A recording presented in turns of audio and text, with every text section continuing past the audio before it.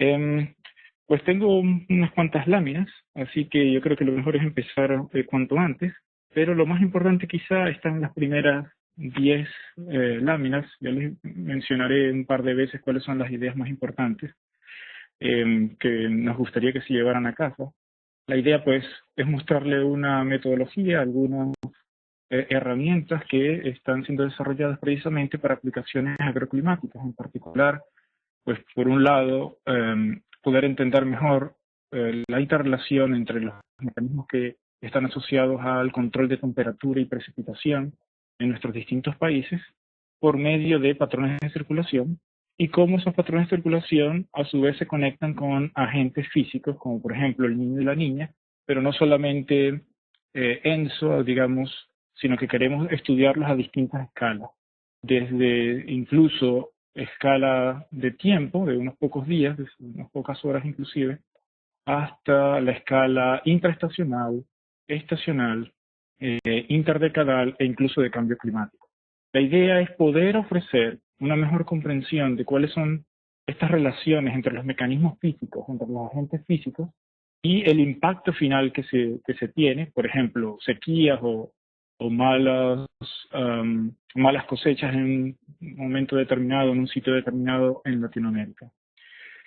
Por el otro lado, o sea, por un lado lo que queremos es incrementar el entendimiento, mejorar el entendimiento que se tienen de estos procesos físicos con una, vamos a llamarlo así, infraestructura basada en circulación atmosférica. Y por el otro lado lo que queremos es poder utilizar estos nuevos conocimientos para poder tener mejores modelos de predicción. Y esa historia es la que precisamente voy a conversarles ahora. Sure, command. No sé, I'm gonna decline that. Ok, entonces el contenido de la charla es fundamentalmente esta que ven acá. Espero que estén todos viendo mi pantalla, que efectivamente está funcionando mi compartir pantalla. Voy a introducir el tema, luego voy a mostrarles un poco cómo funcionan algunas de estas herramientas asociadas con el análisis de patrones de circulación. Hay algunas cosas interesantes allí, obviamente mucho el material, así que no me he traído todo. Espero que luego puedan enviarme preguntas o estaremos en contacto si están interesados en alguna colaboración al respecto. Luego vamos a ver con ejemplos concretos de cómo funciona esta metodología para distintas escalas de tiempo, las vamos a mostrar algunos resultados. Particularmente voy a mostrarles algo a escala interdecadal, que es súper nuevo y no está terminado, pero para que tengan una idea de lo que se está haciendo. Eso va a ser sobre todo para el sudeste de Sudamérica, aunque les mostraré algún ejemplo para el noroeste de Sudamérica también. Y luego conversaremos sobre estos modelos estadísticos de predicción basados en estos patrones de circulación y por qué hacerlos así y no de otra manera, quizá más tradicional. Entonces, en términos de introducción, yo creo que todos hemos oído hablar de tiempo y clima, y la idea es que la comunidad científica en los momentos actuales está tratando de ya no tener esa diferencia tan pronunciada, sino tener una aproximación unificada a los procesos de tiempo y de tiempo dentro del clima. Y en este sentido, pues, ustedes seguro que sabrán que hay una cantidad de herramientas importantes para poder hacer pronóstico de tiempo, para entender los procesos asociados a, digamos, 72 horas, 48 horas, que es lo que puede pasar, digamos, máximo en un par de semanas. Y luego hay otras escalas de tiempo que muchas han sido, si se me permite decirlo de esta forma, han sido quizá dejadas un poco de lado, como es la escala intraestacional. Y hay mucho interés en este momento, de hecho hay grupos de trabajo muy activos trabajando en esta escala intraestacional. Luego tenemos tiempo ya trabajando en la escala interanual. Hay algunas cosas hechas también a nivel de escala interdecadal y obviamente todos hemos oído hablar de los productos disponibles para asociados a largo plazo, al cambio climático.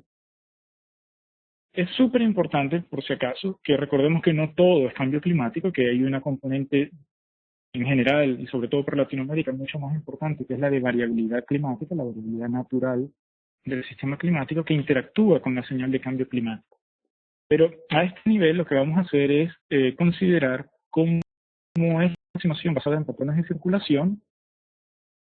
Es una aproximación que obviamente se ha explorado en el pasado ya y que lo que nosotros estamos haciendo es tratar de integrar múltiples escalas de tiempo y de espacio utilizando esta aproximación para aplicaciones relacionadas con agricultura.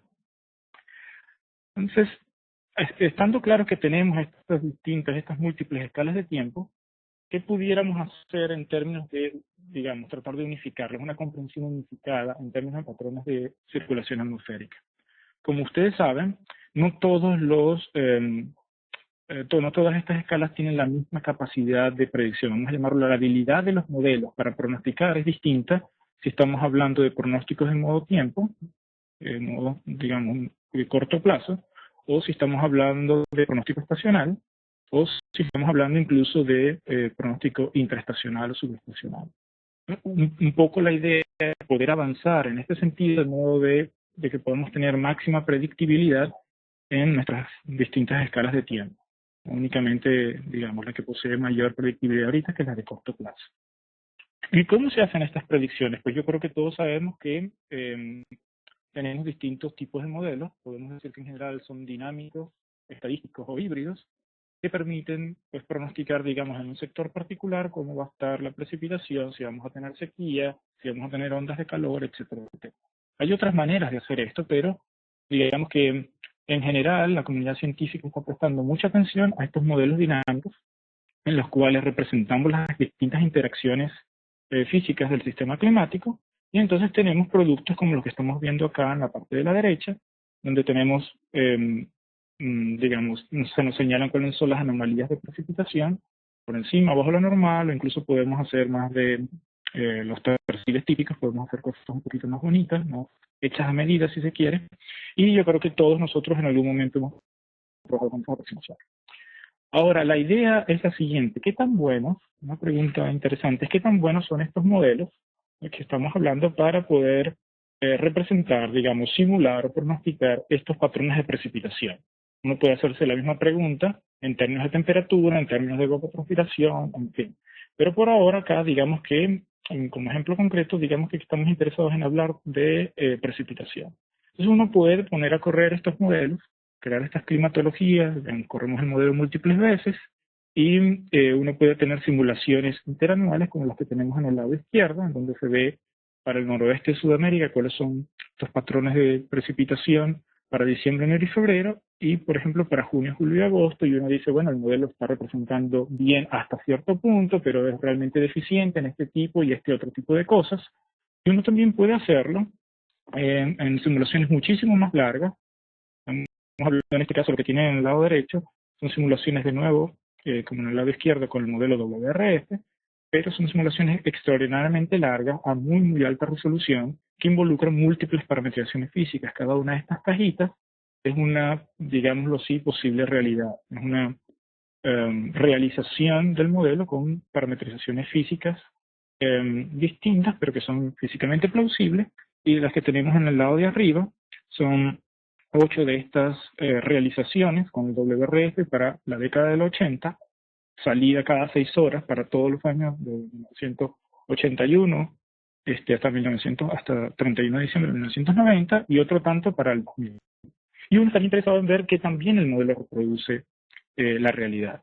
Pues la triste historia es que en general, incluso cuando uno usa múltiples parametrizaciones y cuando uno trabaja con múltiples modelos, no solamente con el WRF, la historia es que en general los modelos no reproducen bien los patrones de circulación, perdón, los patrones de precipitación.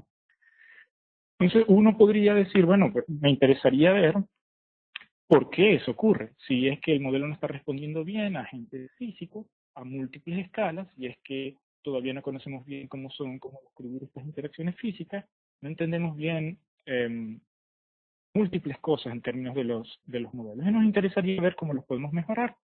Entonces, acá en esta parte en esta lámina lo que les quiero mostrar es algo que yo creo que todos conocemos, es cómo agentes físicos, quizá más conocido por todos nosotros sea ENSO, sea el niño o la niña, y cómo estos distintos agentes ofrecen distintos tipos de impacto. En este caso podemos ver que dependiendo si uno tiene niño o niña, uno puede tener pues, sequías pronunciadas, como el noroeste de Sudamérica está presenciando en estos momentos, o inundaciones importantes, como a veces hemos tenido, por ejemplo, el año pasado, en el sudeste de Sudamérica.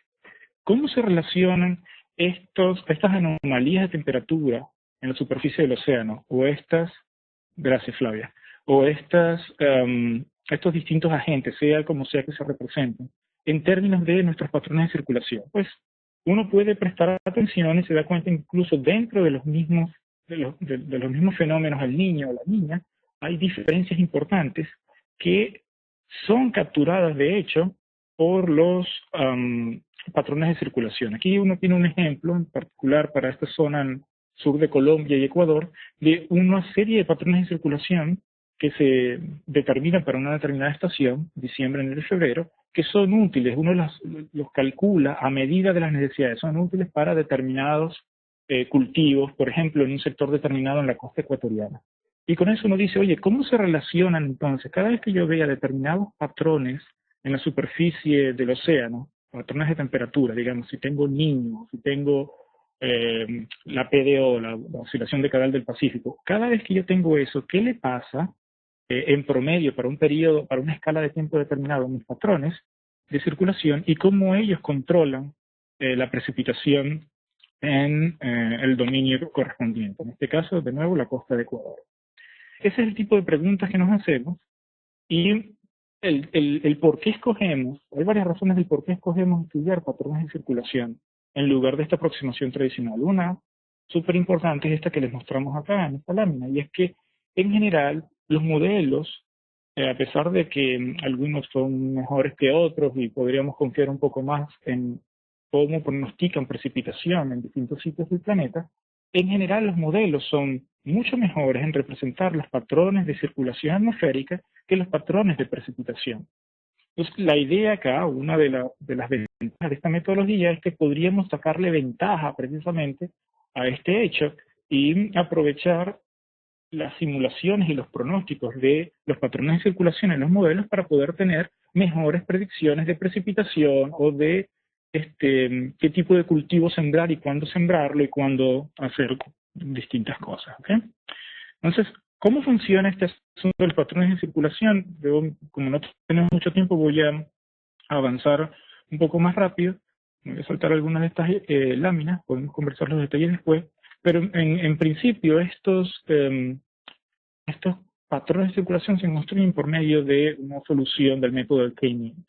Y lo que uno hace allí es simplemente calcular clústeres. No hablemos mucho sobre eso ahora. Digamos que si estoy interesado, en este caso, en estudiar cuál es el rol de estos 6 regímenes de circulación atmosférica en términos de eventos extremos, en términos de ondas de calor, o en términos de déficit de precipitación, hay una metodología establecida para poder analizarlo, y uno se encuentra también que estos regímenes, que en algunos casos pudieran parecerse a un análisis más tradicional con componentes principales, poseen información que hace que sea muy, muy interesante, muy útil para efectivamente la elaboración de modelos estadísticos de predicción de la variable que nos interesa. Y estos tienden a aparecer, dependiendo de cómo uno escoge la solución, pueden aparecer casi como en parejas, casi como imágenes especulares. Entonces, ahí estoy señalando que algunos de esos, de hecho, parejas de esos regímenes aparecen como contrarios unos de otros, y que la idea es que estos 6 regímenes son los que controlan lo que está ocurriendo en términos de precipitación o déficit de precipitación en una región determinada. Y uno puede encontrar cuáles son esos patrones de precipitación asociados a cada uno de esos regímenes de circulación. Pero lo más importante es que esta metodología, que es muy simpática, permite que uno pueda hacer el análisis inmediato, muy fácil, de cuáles son los estadísticos principales o cuál es la evolución de estos regímenes, de cada uno de estos regímenes, no solamente a lo largo de los años, como en esta figura que tenemos acá, sino veremos también que lo podemos hacer a lo largo de décadas o a lo largo de incluso periodos interestacionales. Y por ende ver cuál es la relación a estas distintas escalas con cada uno de los agentes asociados.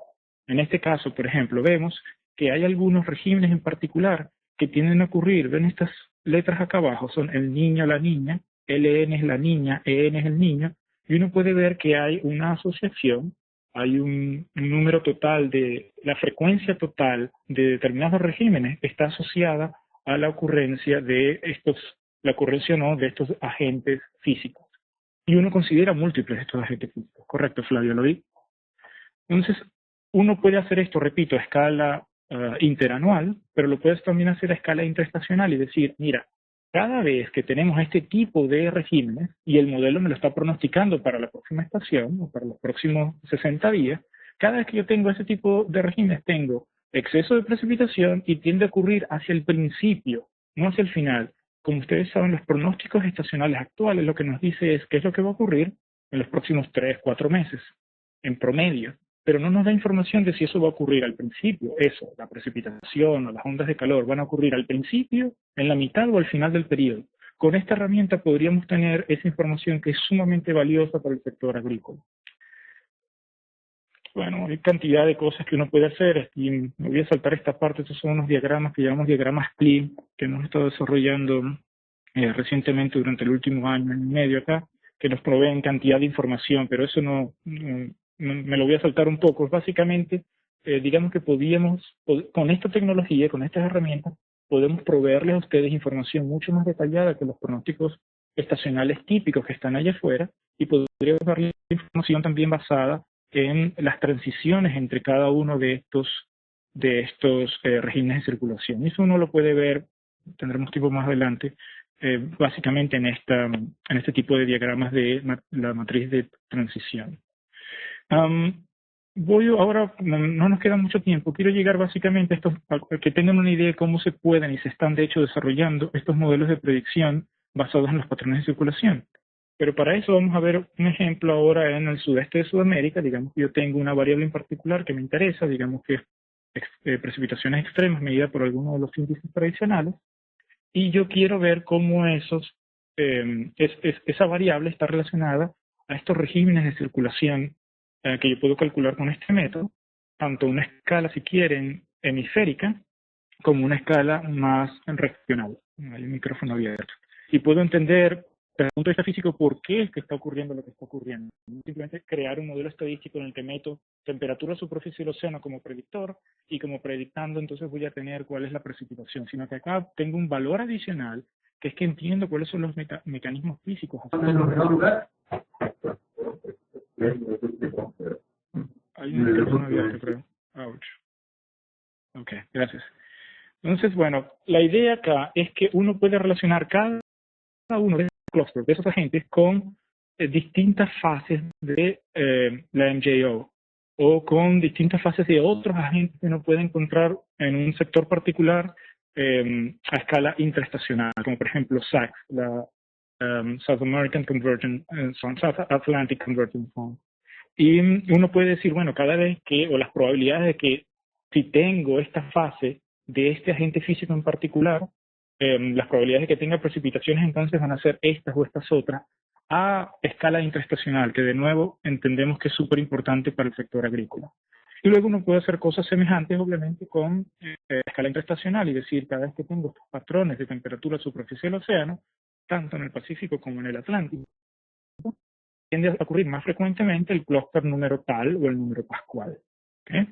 Entonces, aquí tendríamos unos mecanismos de predicción que están basados en este triángulo amoroso entre cuáles son los agentes físicos, cuáles son los patrones de circulación que están rigiendo cada uno de los regímenes, que es la tercera punta de este triángulo amoroso, cuáles son estos patrones de precipitación, por ejemplo, relacionados con los patrones de circulación que están relacionados con los agentes físicos.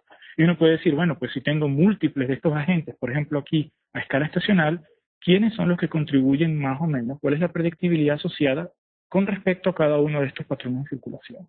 Entonces, con esa idea, digamos, puedo hacer lo mismo créanme, para escala decadal, para qué puede ocurrir dentro de los próximos 30 años.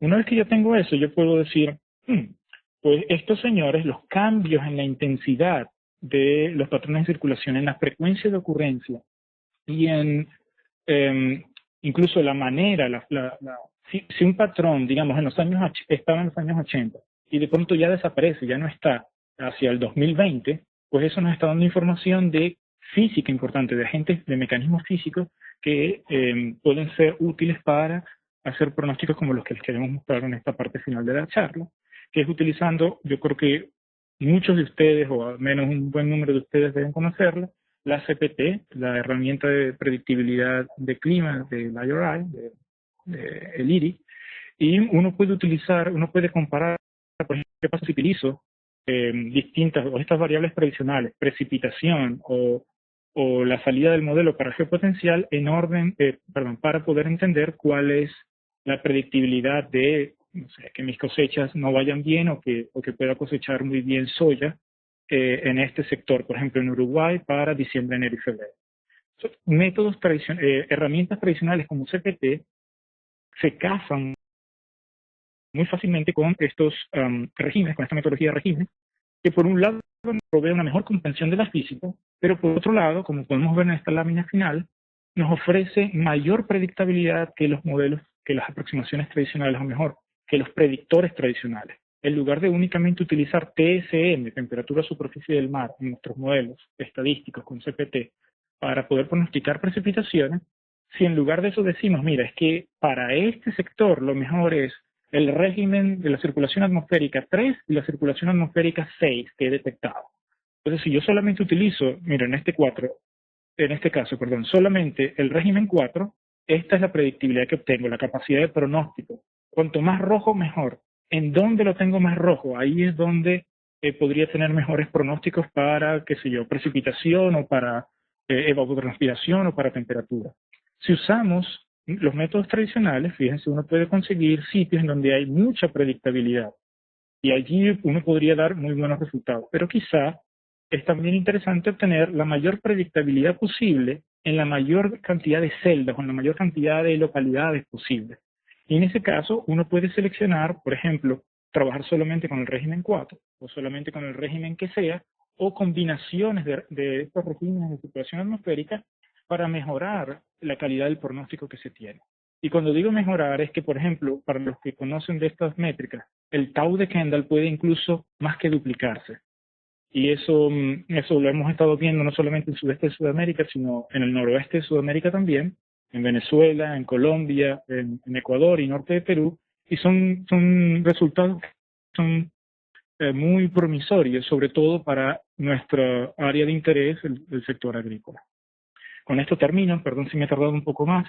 La idea que yo quiero que se lleven a casa es que hay en la literatura, obviamente, un enorme uso de patrones de circulación para entender los procesos físicos y también se han utilizado para hacer estas predicciones a distintas escalas, quizás sobre todo a escala estacional.